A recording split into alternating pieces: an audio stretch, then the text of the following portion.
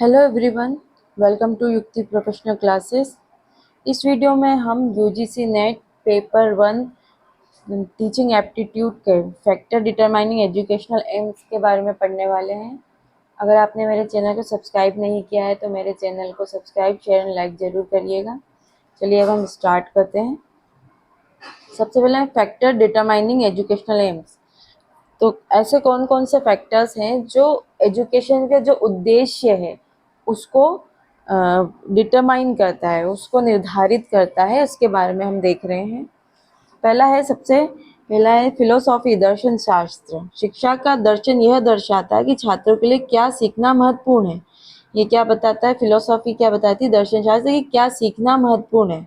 उदाहरण के लिए यदि एक समाज लोकतंत्र को महत्व देता है तो शिक्षा का उद्देश्य लोकतांत्रिक मूल्यों और आलोचनात्मक सोच को विकसित करना हो सकता है। मतलब उनके लिए क्या सीखना महत्वपूर्ण है, इस बारे में यहाँ पे बताया गया है। जैसे मान लीजिए कि हम एक ऐसे समाज में हैं जहाँ पे कि इन्वायरमेंट को ज़्यादा महत्व दिया जाता है, पर्यावरण को बहुत महत्व दिया जाता है। तो यहाँ पे समाज में शिक्षा का उद्देश्य क्या होगा? बच्चों को पर्यावरण संरक्षण के बारे में सिखाना होगा। मतलब हमारे समाज में जिस चीज़ की इम्पोर्टेंस है उस चीज़ से संबंधित उनको शिक्षा दी जाएगी। मतलब छात्रों के लिए क्या सीखना महत्वपूर्ण है वो हमारे यहाँ के समाज के अकॉर्डिंग यहाँ पे डिसाइड होगा।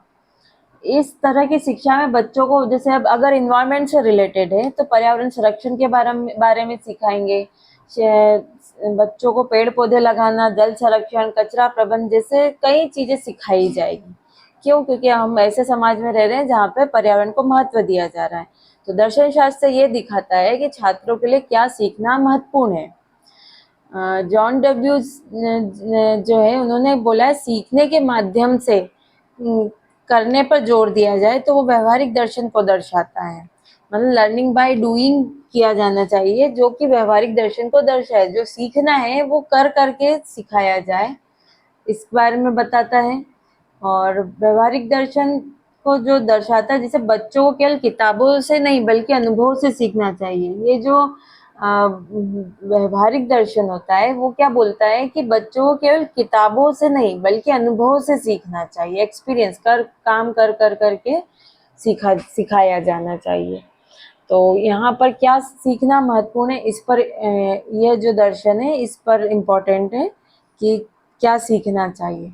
जैसे मान लीजिए अगर हमारे समाज गांधीवादी दर्शन को महत्व देता है ना, तो शिक्षा का क्या उद्देश्य होगा? सत्य, अहिंसा और आत्मनिर्भरता सिखाना होगा। तो यहाँ पे उद्देश्य क्या होगा? तो सीधा से यहाँ हमारा मेन उद्देश्य दर्शन शास्त्र ये बताता है कि छात्रों के लिए क्या सीखना महत्वपूर्ण है, और ये किस पर डिपेंड है? जो हमारे समाज में किस चीज को महत्व दिया जा रहा है उसके आधार पर बच्चों को सिखाया जा रहा है। ठीक है, नेक्स्ट पॉइंट है ह्यूमन नेचर, मानव स्वभाव। मानव स्वभाव को समझने से ऐसे शैक्षिक लक्ष्य बनाने में मदद मिलती है जो व्यक्तियों की अंतर्निहित आवश्यकताओं और संभावनाओं को पूरा करते हैं। शिक्षा का उद्देश्य अंतर्निहित क्षमताओं और प्रतिभाओं को विकसित करना होना चाहिए। अब देखिए जो मानव स्वभाव है, जो ह्यूमन नेचर है, यहाँ ये शिक्षा को जो शिक्षा के उद्देश्य को कैसे डिटरमाइन करता है इस बारे में है कि मानव स्वभाव को अगर समझा जाता है तो उससे क्या होता है कि शैक्षिक लक्ष्य बनाने में मदद मिलती है। मतलब कि अगर आप ह्यूमन नेचर को समझ रहे हैं तो समझ में आ रहा है कि इन्हें किस प्रकार की शिक्षा दी जानी चाहिए। उन्हें उनकी अंतर्निहित आवश्यकता, जो इंटरनल उनकी कैपेसिटी, उनकी जो नीड है, उनकी जो संभावना है उसको जागृत करने के लिए क्या पॉसिबिलिटीज है, इनको देखने के लिए एक लक्ष्य बनाने के लिए एक आधार मिल जाता है मानव स्वभाव को जैसे जैसे समझते जाते हैं। तो शिक्षा का उद्देश्य अंतर्निहित क्षमताओं और प्रतिभाओं को विकसित करना होना चाहिए। मतलब ह्यूमन नेचर को समझते हुए कि उनकी इंटरनल जो भी कैपेसिटी है, जो इनकी पावर है, इनर पावर है, इनमें क्या प्रतिभा है, उसको निखारने के लिए फिर उस हिसाब से शिक्षा का डायरेक्शन दी जाती है। जैसे मान लो सभी बच्चे अगर बहुत क्यूरियसिटी होती है उनमें, जिज्ञासु टाइप के होते, तो फिर शिक्षा का उद्देश्य क्या होता है कि उनकी जिज्ञासा को प्रोत्साहित करना होगा। तो यहाँ अलग अलग टाइप के सभी बच्चे अब इस टाइप के तो होते नहीं है, अलग अलग हर बच्चे का अलग अलग स्वभाव होगा। तो वहाँ पर उसको आइडेंटिफाई करके उस अकॉर्डिंग शिक्षा का उद्देश्य है कि उसमें उस चीज को प्रोत्साहित करना है। तो मानव नेचर के अनुसार उसमें शिक्षा के इस प्रकार से शिक्षा को प्लान करना है कि शिक्षा का उद्देश्य ये होगा कि उनके उस पावर को, उनकी प्रतिभाओं को प्रोत्साहित किया जा सके। चलिए नेक्स्ट पॉइंट है सामाजिक सांस्कृतिक कारक और समस्याएं। शिक्षा को समाज के सामाजिक सांस्कृतिक संदर्भ और मुद्दों जैसे विविधता, असमानता और सामाजिक न्याय को संबोधित करना चाहिए। तो शिक्षा का उद्देश्य क्या है कि जो शिक्षा का जो हमारा उद्देश्य होगा वो समाज की जो ये सामाजिक सांस्कृतिक है उससे रिलेटेड जो भी मुद्दे हैं उसके बारे में बताया जाए।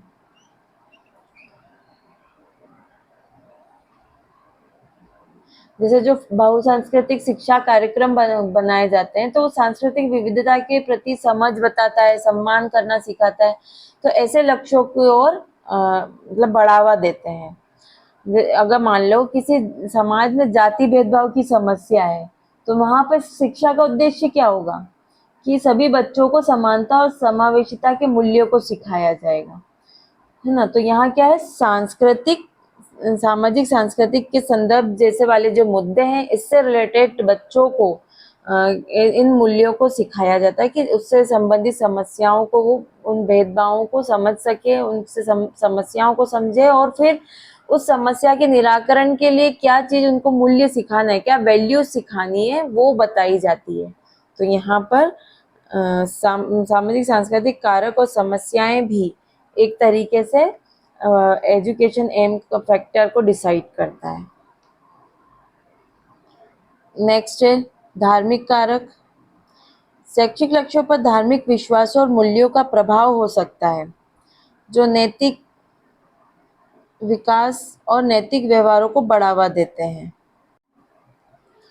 तो यहाँ जो जैसे कई स्कूल जो होते हैं वो धार्मिक शिक्षा को शामिल करते हैं, क्यों? ताकि बच्चों को धार्मिक शिक्षाओं के आधार पर नैतिक मूल्य, नैतिक आचरण को सिखाया जा सके। तो ये भी हमारे एजुकेशन फैक्टर को डिसाइड करते हैं।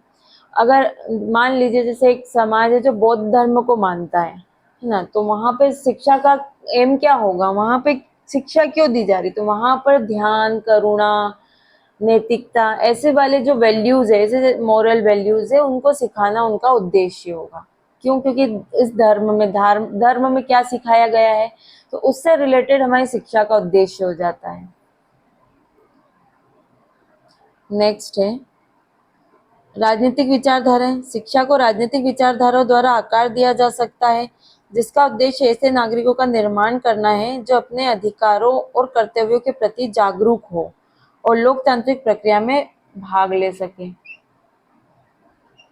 जो शिक्षा का कार्यक्रम है ना, वो छात्रों को क्या है, जो स्टूडेंट्स हैं उनको सरकार, कानून, नागरिक जिम्मेदारी इसके बारे में सिखाते हैं। जैसे राजनीतिक विचारधारा क्या बोलता है कि शिक्षा का उद्देश्य क्या होता है कि उनको देश की जो पॉलिटिकल सिनेरियो है, वो विचारधाराएं जो वो समझ सके बच्चा। ये सरकार क्या है, उनके कानून क्या है, नागरिकों की जिम्मेदारी क्या है, उनकी रिस्पॉन्सिबिलिटी क्या है, इसके बारे में सिखाता है ये वाला विचारधारा। अगर एक देश समाजवाद को मानता है, मान लीजिए अगर समाजवाद क्या होता है, जहां पर जो उद्योग है जो है वो गवर्नमेंट के हाथ में, और गवर्नमेंट क्या करती है, उसका उद्देश्य होता है कि सब जगह समानता रहे, मतलब कोई भेदभाव नहीं रहे, असमानता न रहे, सब इक्वलिटी लाना चाहती, नो बायस, कोई बायस वाली सिचुएशन ना हो, ठीक है। और निजी जो है पर्सन, निजी उद्योग है, उनको कोई उस पर राइट नहीं दिया था। सारा जो पूंजी वाला जो वो है वो सब गवर्नमेंट के हाथ में, जहाँ सारा कारोबार अगर गवर्नमेंट के हाथ में है। क्यों? क्योंकि वो समानता, सामूहिकता, सामाजिक न्याय सिखाना होगा। तो समाजवाद ये होता है कि जहाँ गवर्नमेंट, जहाँ नो इक्वलिटी, नो डिस्क्रिमिनेशन है, इक्वलिटी है, नो बायस है, ऐसी चीज, ऐसा इम्पोर्टेंस लाना चाहता है समाजवाद। तो वहां पर शिक्षा का उद्देश्य क्या होगा कि सभी को क्या सिखाना होगा, समानता, सामूहिकता, सामाजिक न्याय, ये सारी जो वैल्यूज है ये सिखाना होगा। मतलब हमारे देश में अगर समाजवाद को फॉलो किया जा रहा है तो ये वाली वैल्यूज आएगी, पूंजीवाद होती है, तो पूंजीवाद में क्या होता है कि सारे जो फैक्टर्स है, सारी जो है वो प्राइवेट सेक्टर के हाथ में होता है और वो अपने हिसाब से काम करता है। वहाँ पे फिर गवर्नमेंट इंटरफेयर नहीं करती है, तो वहाँ पे शिक्षा का उद्देश्य उस अकॉर्डिंग होगा। और यहाँ अगर समाजवाद है, क्योंकि यहाँ गवर्नमेंट के हाथ में सब कुछ है, समाज के लिए करना है, तो वहाँ पे जो शिक्षा का उद्देश्य होगा समाज से संबंधित वैल्यूज को लाना होगा। ठीक है, चलिए नेक्स्ट है ज्ञान की खोज। शिक्षा को जिज्ञासा और खोज की भावना को बढ़ावा देना चाहिए। मतलब शिक्षा ऐसी होनी चाहिए कि बच्चों को और जानने की इच्छा हो, नया नया सर्च करना चाहे, उनमें ऐसी जिज्ञासा जागृत हो, क्यूरियोसिटी आए, जिससे छात्र को ज्ञान प्राप्त करने और उसके आसपास की दुनिया को समझने के लिए प्रोत्साहित किया जा सके। जैसे साइंस जो होती है, साइंस जो क्या होता है, एक तो उसमें जब साइंस पढ़ते हैं तो वहाँ शिक्षा का क्या एक आलोचना, क्रिटिसाइज सोच होती है, उसमें एक्सपेरिमेंट को बढ़ावा दिया जाता है ताकि प्राकृतिक घटनाओं का पता लगाया जा सके। तो ये शिक्षा का उद्देश्य है कि मतलब हर एरिया में कि किस तरीके से जिज्ञासा को बढ़ाया जाए, खोज की भावना है उनमें बढ़ाई जाए, इस हिसाब से यहाँ पर ये अप्रोच काम करती है। तो अगर समाज क्या चाहता है हमारा कि वैज्ञानिक सोच को बढ़ावा देना चाहता है, तो शिक्षा का उद्देश्य क्या हो जाएगा कि वैज्ञानिक विधि और खोजबीन सिखाना होगा। कि हमको क्योंकि वैज्ञानिक सोच को बढ़ावा देना है, तो यहाँ पर सब में क्या, बच्चों में क्या उद्देश्य, मतलब बच्चों में क्या जागरूकता लाई जाएगी, क्या उसमें किया जाएगा कि वो वैज्ञानिक विधि और खोजबीन सिखाना होगा, ताकि अगर सब ऐसा चीज करने लगेंगे तो वैज्ञानिक सोच को बढ़ावा मिल जाएगा।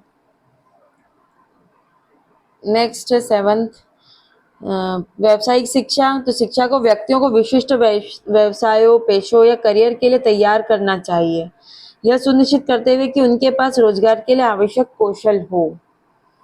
तो वोकेशनल, इसका एम ये है कि व्यावसायिक शिक्षा दी जाए, जिससे क्या सब काम कर सके। तकनीकी स्कूल, बढ़ाईगिरी, प्लम्बरिंग, कंप्यूटर तकनीक जैसे क्षेत्रों को कार्यक्रम पेश करते हैं। मतलब ये अलग अलग ऐसे स्कीम्स चलाई जाती है, छोटी छोटी स्किल सिखाई जाती है। अगर हमारे देश में उद्योग की जरूरत है, तो शिक्षा का उद्देश्य हो जाएगा बच्चों को तकनीकी और व्यावसायिक कौशल सिखाना चाहिए। मतलब हमारे देश में क्या रिक्वायरमेंट है, अगर ज्यादा से ज्यादा उद्योगों की जरूरत है, तो बच्चों को फिर कैसी एजुकेशन दी जाएगी, बच्चों को एजुकेशन दी जाएगी जिसमें उनको टेक्निकल चीजें सिखाई जाएगी, बिजनेस से रिलेटेड सिखाना होगा। तो हमारी देखो एजुकेशन सिस्टम में क्या है, अलग अलग एरिया है, तो ये सब हमारे फैक्टर्स जो हमारे देश में जो जिस जिस चीज की रिक्वायरमेंट है, उस चीज की हमने हमारे मतलब एजुकेशन के सेक्टर बने हुए हैं, एजुकेशन उस क्षेत्र में दिया जाता है। अगर विज्ञान की जरूरत है तो वैज्ञानिक संबंधित पढ़ाई के लिए आपको कोर्स मिल जाएंगे। हमें अब अगर बिजनेस है तो मैनेजमेंट के कोर्स आपको मिल रहे हैं। ठीक है, साइंस है तो साइंस के लिए है, साइंस एजुकेशन मिल जाएगा, वो प्रमोट होता है। तो हर एरिया के लिए ये सारे फैक्टर्स है, हमारे देश में जिस चीज की रिक्वायरमेंट है, जो चीज सिनेरियो चल रहा है, उसके अकॉर्डिंग हमारा शिक्षा का उद्देश्य बनता जाता है। उस हिसाब से हमारा शिक्षा का उद्देश्य होता है कि इन सब को शामिल किया जा सके, ये सब चीज को बढ़ावा मिल सके। चलिए नेक्स्ट है स्वयं साक्षात्कार और कुल विकास, self actualisation and total development. तो शिक्षा का उद्देश्य क्या है, व्यक्ति की क्षमता के संपूर्ण विकास की दिशा में होना चाहिए। मतलब शिक्षा इस तरीके से दिया जाए कि उस व्यक्ति का विकास हो, विकास सिर्फ थोड़ा नहीं, संपूर्ण विकास होना चाहिए, जिससे उसमें आत्म साक्षरता प्राप्त करने में मदद मिल सके। समग्र मतलब संपूर्ण विकास कैसा होगा, एक तो बौद्धिक रूप से, भावनात्मक रूप से, सामाजिक, शारीरिक, कलात्मक, रचनात्मक, आध्यात्मिक क्षमताओं का इस सब तरीके पे, मतलब इन सब क्राइटेरिया पे ध्यान केंद्रित हो सके, इस पे फोकस किया जा सके कि इन सब चीजों का विकास हो सके। अगर हमारा समाज व्यक्तिगत विकास से को महत्व देता है, तो शिक्षा का उद्देश्य क्या हो जाएगा कि बच्चों को उनकी पूरी क्षमता तक पहुंचना होगा। मतलब व्यक्तिगत विकास पर, अगर व्यक्तिगत विकास होगा तभी तो हमारे देश का विकास होगा। तो शिक्षा का उद्देश्य ये है कि व्यक्तिगत विकास को महत्व दिया जाए। व्यक्तिगत विकास कैसे होगा, उसकी बौद्धिक जो इंटेलिजेंस है उसको बढ़ाया जाए, भावनात्मक इमोशनल जो उसमें इमोशंस होते हैं उस पर, सामाजिक समाज में रह रहा है, शारीरिक वो खुद फिजिकल रूप से वो विकसित हो, कलात्मक उसमें कोई कला हो, रचनात्मक हो, सोचने समझने की, ये हमें क्षमता देता है। आध्यात्मिक, क्योंकि धार्मिक से भी जुड़े हैं, आध्यात्मिक क्षमताओं का विकास करना, इन सब पर भी फोकस किया जाना चाहिए। तो शिक्षा का उद्देश्य इस तरीके से होना चाहिए कि इन सब संपूर्ण क्षेत्रों को ध्यान में रखते हुए विकास होगा। चलिए नेक्स्ट है संतुलित विकास, हार्मोनियस डेवलपमेंट। शिक्षा को संतुलित विकास को बढ़ावा देना चाहिए, सुनिश्चित करते हुए कि शारीरिक, मानसिक, भावनात्मक और सामाजिक विकास में समरसता हो, मतलब ये भी आपस में बैलेंस्ड हो। शिक्षा भी जो है बैलेंस डेवलपमेंट होना चाहिए। तो शिक्षा का उद्देश्य क्या है? जब शिक्षा दी जा रही है तो स्कूलों में क्या होता है, फिजिकल एजुकेशन दिया जाए, कला से रिलेटेड, जो आर्ट से रिलेटेड, सामाजिक गतिविधियों को, इन सबको भी इनके एजुकेशनल जो एकेडमिक है उसके साथ दिया जाना चाहिए।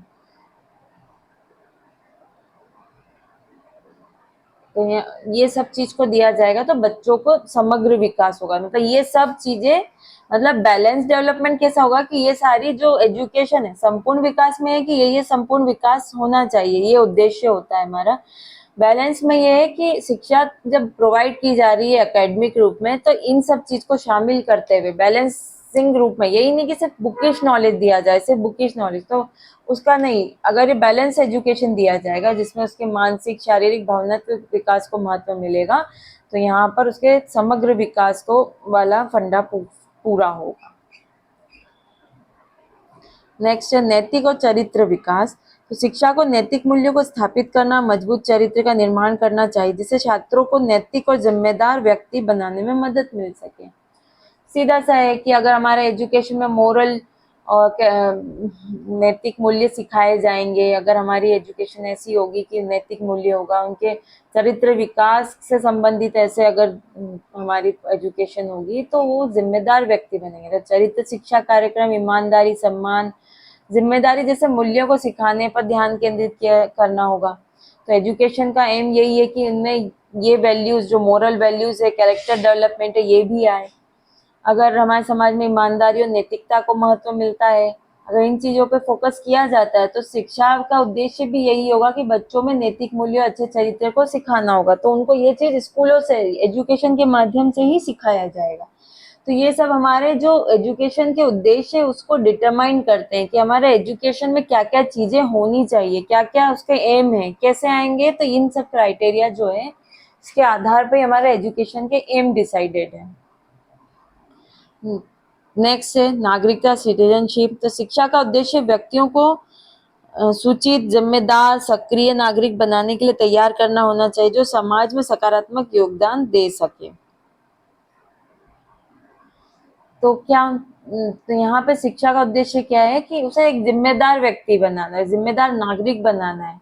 तो नागरिक शिक्षा पे कार्यक्रम किए जाएंगे जिसमें छात्रों को उनके अधिकार, मतलब राइट्स बताए जाएंगे, ड्यूटीज बताई जाएगी, लोकतांत्रिक प्रक्रियाएं जो है, हमें डेमोक्रेसी जो भी प्रोसेस है ना, उसमें उसके बारे में पार्टिसिपेट करने के कैसे किया जाता है, भागीदारी बारे, मतलब इस बारे में उनको बताया जाएगा।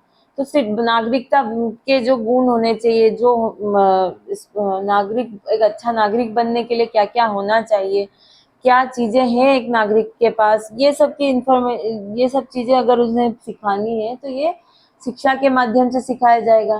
तो अगर उसे जिम्मेदार, अगर हमारे समाज में जिम्मेदार नागरिकों की आवश्यकता है, मतलब ये मानता है कि जिम्मेदार व्यक्ति होने चाहिए, तो शिक्षा का उद्देश्य क्या हो जाएगा कि नागरिकों को उनके कर्तव्य अधिकारों के बारे में सिखाया जाए, नैतिक, है ना। तो वो पता होगा तभी वो एक जिम्मेदार नागरिक बनेगा।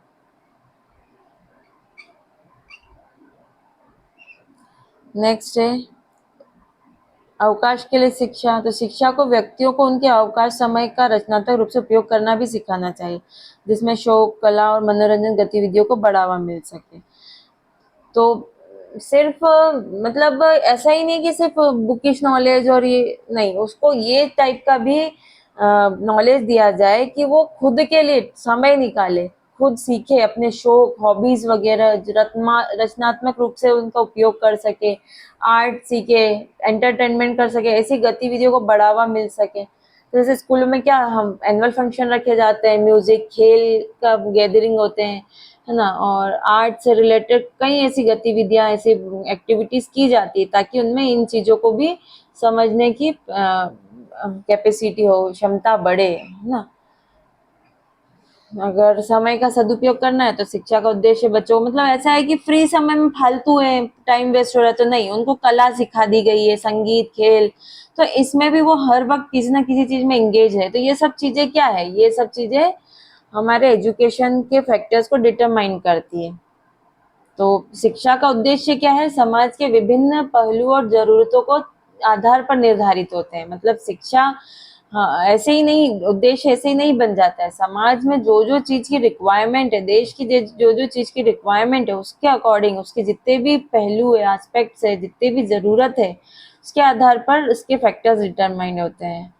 और ये सब चीजें सीखने पर क्या होता है कि बच्चों को एक पूर्ण और संतुलित जीवन, बैलेंस लाइफ जीने के लिए तैयार करने में मदद होती है, क्योंकि वो इस टाइप की सब चीजें सीखते हुए आते हैं, तो आगे जाके उनको इन सबको बैलेंस कर कर अपने लाइफ को जीते हैं, और हमारे देश का फिर इसी तरीके से विकास होता है।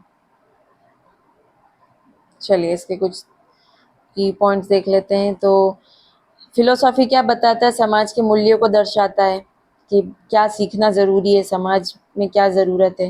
ह्यूमन नेचर जो होता है वो अंतर्निहित क्षमताओं को विकसित करता है, ठीक है, ये अंतर्निहित क्षमताओं को। सोशल कल्चर फैक्टर होता है, सामाजिक मुद्दों को संबोधित करता है। रिलीजियस, नैतिक विकास को बढ़ावा।